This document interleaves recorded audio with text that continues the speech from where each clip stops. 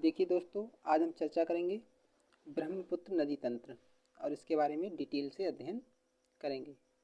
ये मैप बना हुआ है। मैप में आप देख सकते हैं किस तरह कहाँ से निकलती है ब्रह्मपुत्र नदी और इसकी सहायक नदियाँ के बारे में अध्ययन करेंगे।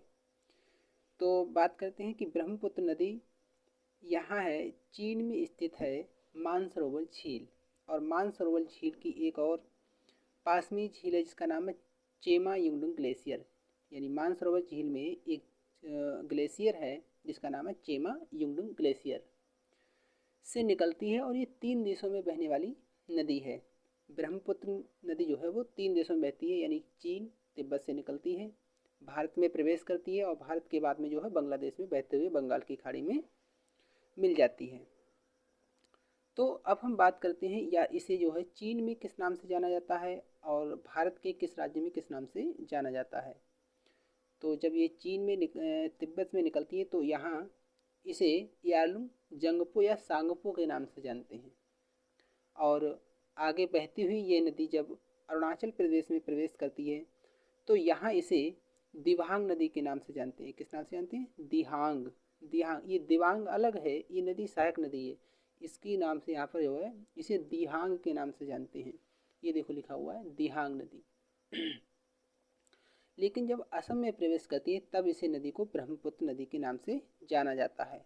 आगे जब ये नदी बहती हुई बांग्लादेश में प्रवेश करती है तो इसे वहाँ जमुना के नाम से जाना जाता है। जमुना नदी के नाम से जाना जाता है। और आगे चलकर इसी में जो बांग्लादेश में इधर से बहती हुई गंगा नदी मिल जाती है तो इसका संयुक्त रूप जो है वो मेघना कहलाता है। क्या कहलाता है?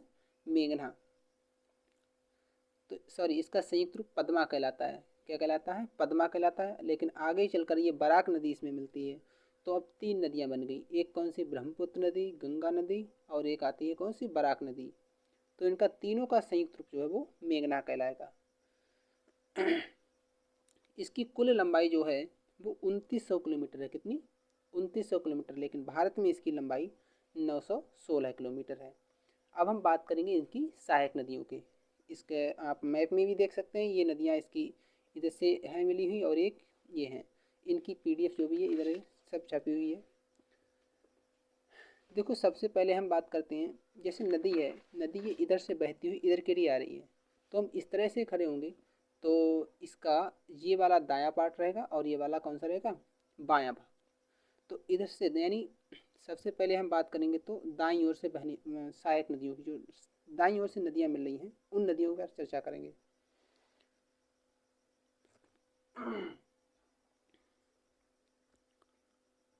तो दाईं ओर से सहायक नदियाँ कौन कौन सी होंगी? देखो, सुबनसिरी, कामेंग, मानस और तिस्ता नदी। तो इसमें आप देखेंगे सुबनसिरी नदी जो है वो चीन के तिब्बत से निकलती है और ये तिब्बत से होते हुए अरुणाचल प्रदेश में बहती हुई जो है ये किस में मिल जाती है? ब्रह्मपुत्र नदी में मिल जाती है। आप लोग ध्यान रखिए, ये है ब्रह्मपुत्र नदी की जो है वो सबसे बड़ी सहायक नदी है। ये भी आपने ध्यान रखना है। और दूसरा जो है कामेंग नदी, ये अरुणाचल प्रदेश से निकलती है और असम में जाकर जो है वो ब्रह्मपुत्र नदी में मिल जाती है। इसकी पीडीएफ जो है पूरा लिख थोड़ी जो है वो इधर लिखी हुई है, अभी हम दिखा देंगे, स्क्रीनशॉट ले लेना और इसके बारे में अध्ययन कर लेना। और आगे देखो, इसी में एक नदी और मिलती है जिसका नाम है मानस नदी। कौन सी? मानस नदी। मानस नदी जो है वो भूटान से निकलती है। यहाँ पर कौन सा देश रहेगा? भूटान। भूटान से निकलती है और ये असम में बहते हुए इसमें मिल जाती है ब्रह्मपुत्र नदी में। और आपको ध्यान रखना है, जो मानस अभ्यारण्य है जो असम में, यहाँ पर क्या है? मानस अभ्यारण्य। आप सुने हो, क्वेश्चन आता है मानस अभ्यारण्य कहाँ स्थित है, तो असम में स्थित है, मानस नदी के पास में स्थित है। अगली एक इसकी सहायक नदी है तिस्ता नदी। तिस्ता नदी जो है वो सिक्किम के दार्जिलिंग से निकलती है और सिक्किम, पश्चिम बंगाल बहते हुए बांग्लादेश में प्रवेश करती है और बांग्लादेश में जाकर के ये ब्रह्मपुत्र नदी में मिल जाती है। ये तो इसकी बात करें तो ये दाईं ओर से बहने वाली नदियाँ की डिटेल हो गई। आप देखिए ये लिखी हुई हैं, आप इसका स्क्रीनशॉट लेकर अपना नोट्स बना सकते हैं। ये इम्पोर्टेंट जो भी इसकी महत्वपूर्ण सहायक नदियाँ हैं उसके बारे में चर्चा हुई। अब बात करते हैं तो बाईं ओर से बहने वाली सहायक नदियों की। तो ये देखिए बाईं ओर से ब्रह्मपुत्र की सहायक नदियाँ कौन कौन सी आएंगी? दिबांग, लोहित, धनसिरी, कपिली और बराक नदी। तो इसके बारे में हम डिटेल से अध्ययन करेंगे। मैप में आप देख रहे होंगे सबसे पहली जो नदी है वो दिबांग नदी है। कौन सी है? दिबांग। आपको इसमें कन्फ्यूजन नहीं होना है, सहायक नदी का नाम दिबांग है और जो यहाँ से नाम से जानी जाती है ब्रह्मपुत्र नदी को जो अरुणाचल प्रदेश में जाना जाता है उसका नाम जो है वो दिहांग है। तो दिबांग नदी अरुणाचल प्रदेश से निकलती है।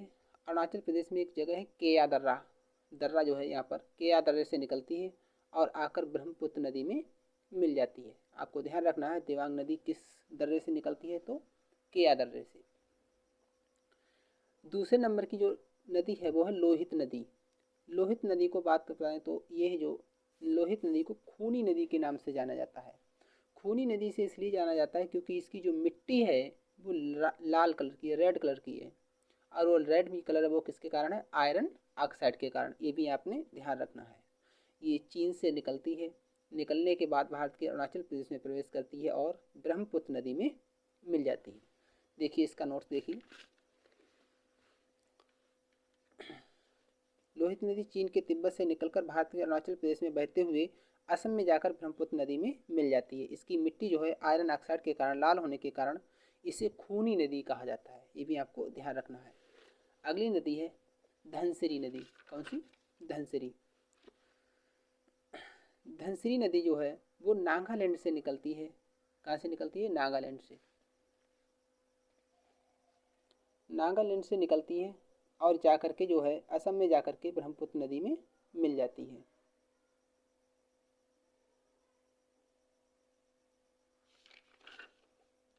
देखिए धनसिरी नदी, धनसिरी नदी असम और नागालैंड में बहने वाली नदी है। इसकी लंबाई जो है वो 352 किलोमीटर है। यह नदी नागालैंड से निकलती है और असम में जाकर ब्रह्मपुत्र नदी में मिल जाती है। ये भी आपको ध्यान रखना है। कपिली नदी, कपिली नदी इसकी महत्वपूर्ण सहायक नदी है जो मेघालय राज्य से निकलती है और असम में जाकर ब्रह्मपुत्र नदी में मिल जाती है। अगला आता है बराक नदी। बराक नदी जो है मणिपुर राज्य से मणिपुर राज्य के एक गांव है जिसका नाम फुलेन गांव, फुलेन गांव से निकलती है और नागालैंड, मिजोरम, असम राज्य से बहते हुए बांग्लादेश में जाकर ब्रह्मपुत्र नदी से मिल जाती है। तब गंगा और ब्रह्मपुत्र नदी का जो संयुक्त रूप है उसमें मिलती है और इसका जो नाम है वो चेंज हो जाता है। नाम क्या हो जाता है? मेघना कहलाता है। देखिए यहाँ से निकली बराक नदी और इधर से आई ब्रह्मपुत्र और गंगा नदी जिसको पद्मा नाम दिया गया था। क्या नाम दिया था? पद्मा। और पद्मा के संयुक्त रूप से यहाँ पर मिली आकर के तभी इसका नाम क्या पड़ गया? मेघना। और यह नदी जो है फिर जाकर के किस में मिल जाती है? बंगाल की खाड़ी में मिल जाती है। आशा करते हैं आप समझ गए होंगे ब्रह्मपुत्र नदी तंत्र। इस पर कुछ प्रश्नोत्तरी है वो भी आप ध्यान से देख लें। ब्रह्मपुत्र नदी मैदानी भाग से जो किस नाम से प्रवेश करती है भारत में? तो दिहांग के नाम से बता चुके हैं आपको। अगला है कि ब्रह्मपुत्र किसके साथ संयुक्त रूप से अपनी मुहाने पर विश्व का सबसे बड़ा डेल्टा सुंदरबन डेल्टा बनाती है? किसके साथ बनाती है ये बताना है। तो सुंदरबन डेल्टा जो है अब उसके बारे में चर्चा कर लेते हैं। सुंदरबन डेल्टा क्यों नाम उसका सुंदरबन पड़ा? तो वहाँ पर जो असम में जगह है वहाँ पर सुंदरबन जो पश्चिम बंगाल में जो है वहाँ यहाँ पर सुंदरी नाम का वन पाया जाता है। पेड़ जो है वहाँ सुंदरी पेड़ हैं, उसी के नाम पर इसे सुंदरबन डेल्टा कहा गया। ये विश्व का सबसे बड़ा डेल्टा है, जानते हैं। सुंदरबन डेल्टा को जो है सुंदरबन जो है उसको 1987 ईस्वी में यूनेस्को ने विश्व धरोहर में घोषित किया था। ये भी आपको ध्यान रखना है। बात करें तो कितनी जगह में है? तो 10,200 वर्ग किलोमीटर में फैला हुआ है। यह बंगाल टाइगर के लिए फेमस है। बंगाल टाइगर के बारे में जानते हैं, उसके लिए ये क्या है? फेमस है। ये भारत के पश्चिम बंगाल और बांग्लादेश में स्थित है। कहाँ कहाँ बहता है? तो भारत के पश्चिम बंगाल और बांग्लादेश में बहता है। इसी में एक इम्पोर्टेंट क्वेश्चन बन जाता है तीस्ता नदी के बारे में। जो तीस्ता नदी हमने आपको बताई थी सिक्किम से निकलकर पश्चिम बंगाल में बांग्लादेश में प्रवेश करती है और अरुणाचल प्रदेश में ब्रह्मपुत्र नदी में मिल जाती है। तो उसी की बात करें तो ये इसलिए इम्पोर्टेंट बन जाती है कि किसी समय तीस्ता नदी पहले गंगा नदी की सहायक नदी हुआ करती थी। लेकिन भौगोलिक परिवर्तन, कुछ भूकंप या XYZ कुछ भी हुआ होगा जिससे उसका मार्ग जो है वो परिवर्तन हो गया और यह नदी जो है ब्रह्मपुत्र नदी की सहायक नदी बन गई। ब्रह्मपुत्र नदी अरुणाचल प्रदेश में जिस जगह से प्रवेश करती है वहाँ का जो जगह है वहाँ का नाम है नामचा बरवा। क्या नाम है? नामचा बरवा के नाम से प्रवेश करती है। और इसमें एक दो पॉइंट और हैं, वो भी देख लो। भारत की सबसे चौड़ी नदी कौन सी है? तो ब्रह्मपुत्र नदी सबसे चौड़ी है। इसकी सबसे ज़्यादा चौड़ाई जो है वो असम में जाकर बनती है। कहाँ पर बनती है? असम में इसकी सबसे ज़्यादा चौड़ाई बनती है। संसार का सबसे बड़ा नदी द्वीप किस नदी पर स्थित है? नदी द्वीप है जो माजुली द्वीप, जानते हैं, असम में है और ब्रह्मपुत्र नदी पर ही स्थित है। ये भी आपने ध्यान रखना है। तो ये आपको समझ आ गया होगा। आप इसका स्क्रीनशॉट ले सकते हैं, अपना नोट्स बना सकते हैं। ये इधर है और ये इसका डायग्राम है। धन्यवाद।